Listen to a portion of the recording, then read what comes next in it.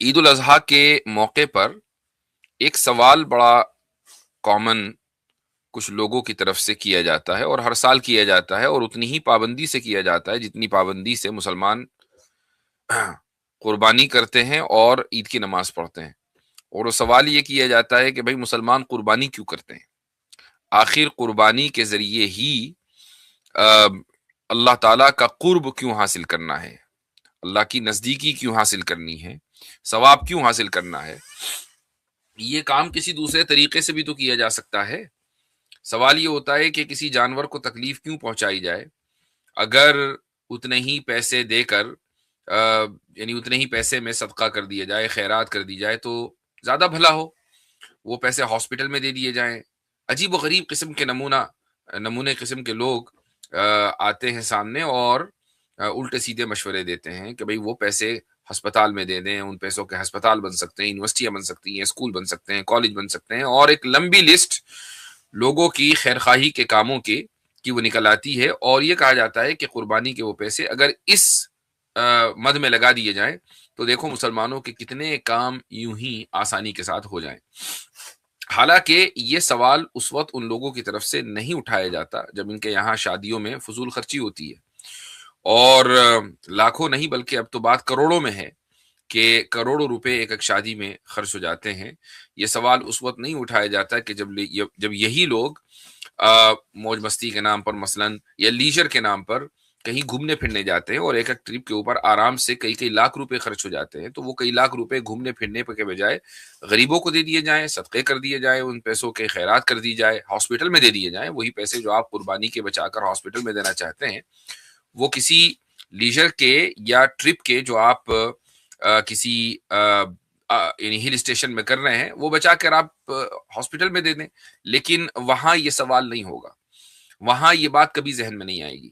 مہنگے فون خریدے جاتے ہیں، آج کل ایک ایک فون کی قیمت 1 لاکھ روپے سے اوپر ہے۔ آپ وہی سستا سا 10-15 ہزار روپے کا فون لیجئے، اور 1 لاکھ روپے میں سے جو 10-15 ہزار روپے فون میں لگ گئے، باقی جو 80 ہزار روپے 75 ہزار روپے بچے ہیں وہ ہاسپٹل میں دے دیجئے۔ لیکن یہ تمام باتیں ان کے ذہن میں نہیں آئیں گی۔ یہ بات صرف اس وقت ذہن میں آئے گی جب ایک مسلمان عید قربا کے موقع پر جانور کی قربانی کرے گا، اور یہ سوال اس سے کیا جائے گا کہ بھائی قربانی ہی کے ذریعے اللہ کا قرب کیوں حاصل کرنا ہے؟ دوسرے طریقوں سے بھی اللہ کا قرب حاصل کیا جا سکتا ہے۔ ایک الزامی جواب کے طور پر میں یہ کہتا ہوں کہ یہ کچھ ایسا ہی ہے۔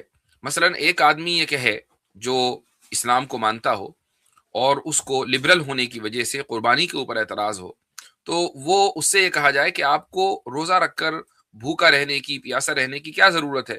اگر عبادت ہی کرنی ہے تو آپ نماز پڑھتے جائیں۔ نماز پڑھنے میں آپ کو سجدہ کرنا پڑتا ہے، رکوع کرنا پڑتا ہے، اور قرآن کی تلاوت کرنی پڑتی ہے۔ اس میں انسان زیادہ قرب محسوس کرتا ہے اللہ تعالیٰ کا۔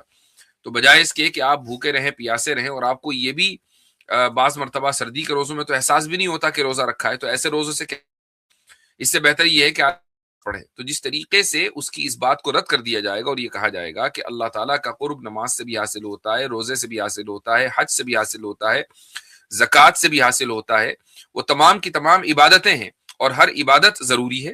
جتنی بھی یہ 4 عبادتیں ہیں، ان میں سے ہر ایک ضروری ہے اپنے اپنے موقع پر۔ تو آپ کسی بھی ایک عبادت کو یہ نہیں کہہ سکتے کہ میں تو اس عبادت پر فوکس کروں گا اور باقی نہیں کروں گا، چونکہ باقی کا کوئی فائدہ نہیں ہے۔ جس طریقے سے ایسا شخص جو اس طرح کی رائے دے اور اس طرح کا حل پیش کرے، بعض حالات میں ایسے شخص کو غیر مسلم قرار دیا جائے گا۔ مثلا اگر وہ یہ کہے کہ روزہ رکھنا ضروری نہیں ہے، تو ایسے شخص کو غیر مسلم قرار دیا جائے گا۔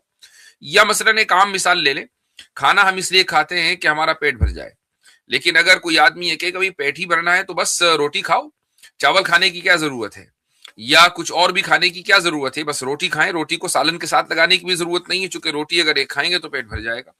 لیکن یہ دلیل اس لیے چلنے والی نہیں ہے کہ انسان کا نیچر یہ ہے کہ وہ ایک طرح کے کھانے پر اکتفا نہیں کرتا ہے، بلکہ جب بنو اسرائیل کو اللہ تعالیٰ نے من و سلوہ دیا تو کچھ دنوں کے بعد وہ اکتا گئے۔ انہوں نے کہا کہ بھئی روزانہ مینیو ایک ہی ہے، من و سلوہ، یہ مینیو چینج کیوں نہیں ہو رہا ہے؟ ہمیں تو کھیرا چاہیے، ہمیں دال چاہیے، ہمیں پیاز چاہیے۔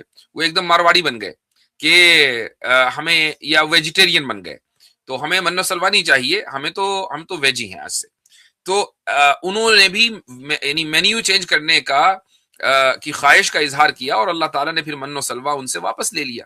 تو انسان کی بعض مرتبہ فطرت یہ ہوتی ہے کہ وہ ایک طرح کے کھانے پر اکتفا نہیں کرتا ہے، اس کو الگ الگ طرح کے کھانے چاہیے ہوتے ہیں۔ تو آپ یہ دلیل کام کرنے والی نہیں ہے کہ آپ بس ایک ہی طرح کا کھانا کھائیں اور مقصد چونکہ پیٹ بھرنا ہے تو آپ کا اس سے پیٹ بھر جاتا ہے۔ اسی طریقے سے الگ الگ طریقے ہیں اللہ تعالیٰ کا قرب حاصل کرنے کے، ان میں ایک طریقہ عید کے موقع پر قربانی کرنا بھی ہے۔ لیکن یہ یاد رکھنا چاہیے کہ اگر کسی جانور کو اس لیے ذبح کیا جا رہا ہے کہ اس کو تکلیف پہنچائی جائے، یا اس لیے ذبح کیا جا رہا ہے کہ اس سے صرف گوشت مل جائے، تو اس کو قربانی نہیں کہتے۔ قربانی کے لیے وقت بھی متعین ہے، اور اس کے دن بھی متعین ہے، اور جانور بھی متعین ہے۔ ہر طرح کا جانور، مثلا حلال جانوروں میں چکن بھی ہے، تو کیا چکن کی قربانی ہو سکتی ہے؟ حلال جانوروں میں فش بھی ہے، مچھلی ہے، تو کیا مچھلی کی قربانی ہو سکتی ہے؟